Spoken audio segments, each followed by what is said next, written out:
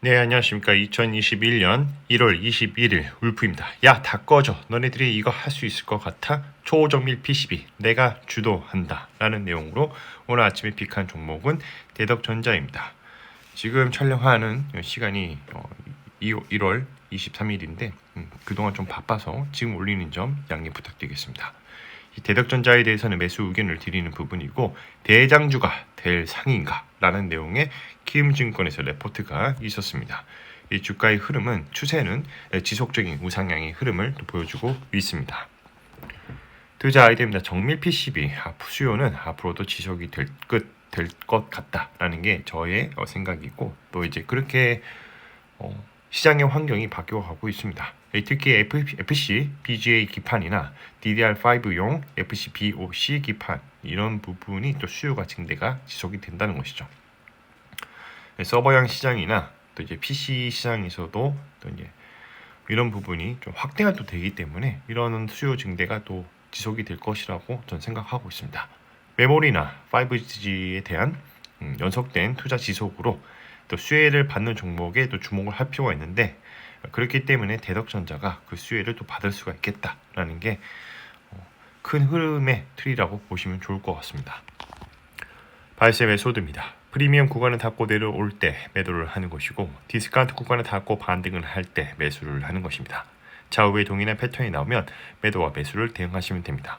모든 주가는 기대감과 모멘텀을 가지고 상승과 하락을 반복을 하며 현재와 미래의 펀더멘탈을 그려 나갑니다. 바이 포인트, 셀 포인트입니다. 이 주가의 추세는 지속적인 우상향의 흐름을 보여주고 있습니다. 현재는 고가권에 머물러 있지만 재차 반등의 흐름을 또 기대할 수 있겠다는 것이죠.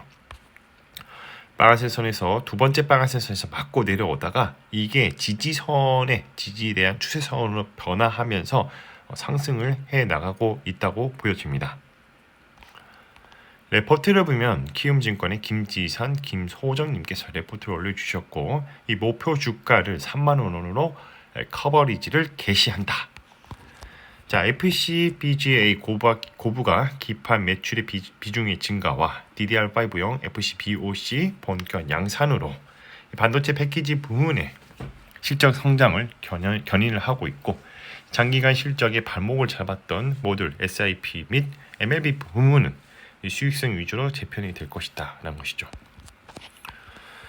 자, 21년도까지 이러한 FC, CSP나 BOC 주력이었지만 21년도 말부터는 이 BGA 타입이 또 사업을 시작해서 올해 이 기여에 본격화할 것이고 이 BGA 타입 같은 경우에는 기술 난이도가 높고 경쟁이 제한적이며 수급 불균형이 지속됨에 따라서 잠재적 수익성이 높다고 되어 있습니다. 카메라 모듈을 축소한 대신에 5G AIP용 기판과 D램 기판을 좀 확대함으로써 사업의 체질과 수익성이 개선된 전망이라고 제시를 하고 있습니다.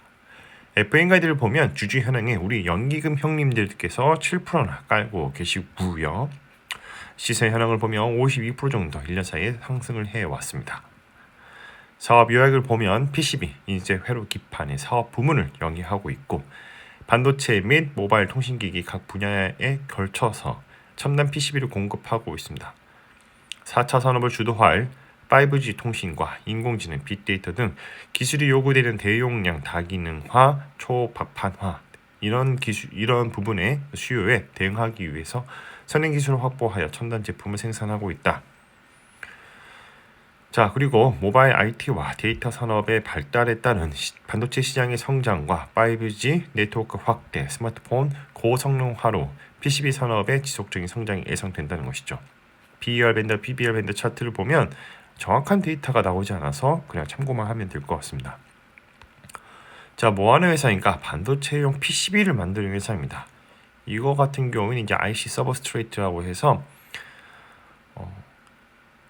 이제 그 칩을 만들다 보면 다양한 I/O 핀들을 조금 이제 PCB에 붙이려면 이러한 이제 중간에 그 기판처럼 다이 위에다가 다이를 이제 다이라고 하거든요.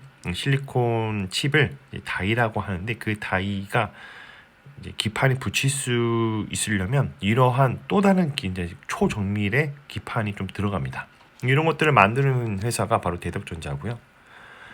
그 외에도 이제 스마트폰 메인 보드나 안테나 모듈 같은 것도 만들고 있습니다.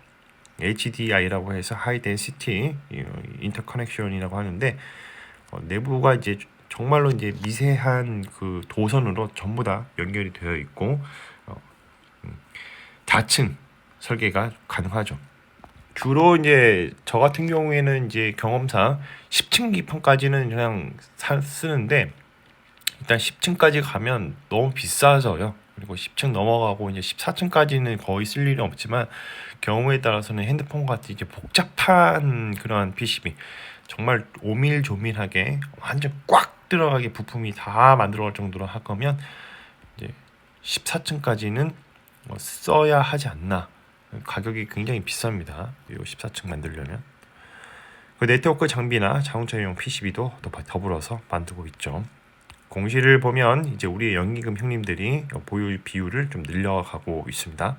그리고 신규 시설 투자를 현재 좀 진행 중에 있고 자기 자본 대비 17% 정도 해서 비메모리 반도체 시장 수요 증가에 대응하기 위해서 생산 설비 투자를 진행을 했죠.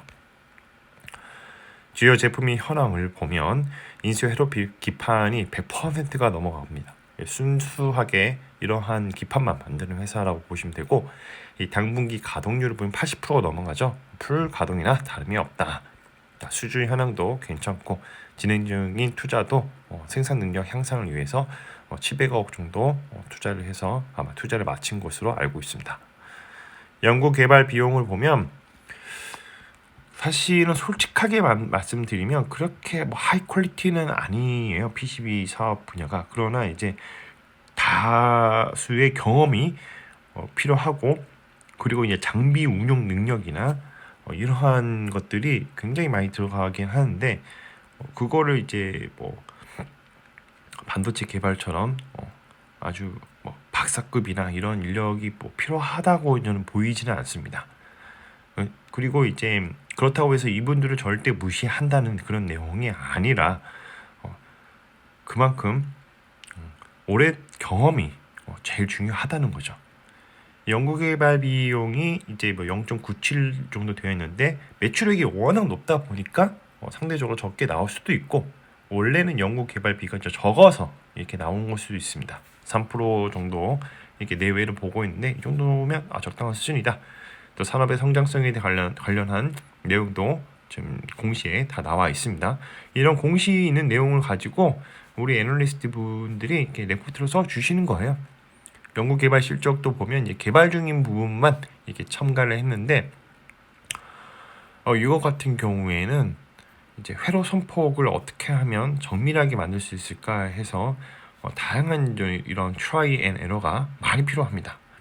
그리고 이제 공정 기술 개발이라는 게 최소한의 비용을 투입을 해서 최고의 품질을 만들어내야 하기 때문에 이런 신규 프로세스 개발이나 중간중간에 이런 테스트 같은 것들이 많이 필요하고 또 이제 시간이 어느 정도 걸리고 그거를 이제 잘 맞추면 고객사한테 훌륭한 점수를 받으면서 지속적인 관계를 유지할 수 있는 것이죠. 시장 점유율을 보면 대덕전자가 앞서가고 있습니다. 그 다음으로는 코리안 서키트, 그 다음으로는 이수탭, 페타시스, 인터플렉스 이 순으로 되어 있죠. 매출의 구성을 보면 이제 국내가 13%, 로컬이 42%, 다이렉트가 이제 43% 이렇게 되어 있는데 주요 거래처를 좀 더 관심 있게 보실 필요가 있습니다. 삼성전자, SK 하이닉스, 스카이웍스, 파트론, 스타스, 치팩, 코리아 이렇게 되어 있는데 제 경험상 LG전자는 대덕전자를 별로 그렇게 잘 안 쓰는 것 같아요. 자, 저의 코멘트는 일반적인 PCB는 진짜 이제는 누구든지 만들 수 있습니다. 중소 업체들이 굉장히 많아요. 싸게 55만 원이면 원바이 원으로 열심히 떠줍니다. 스롤 타입이라고 해서 가장 싸게 만들 수 있고요. 그러나 이제 초정밀 PCB는 아무나 못 만듭니다. 비싼 장비가 있다고 해서 당장 바로 만들 수 있는 것도 아니고 끊임없는 공정 기술 개발이 필요합니다. 공정 프로세스가 가장 중요하죠.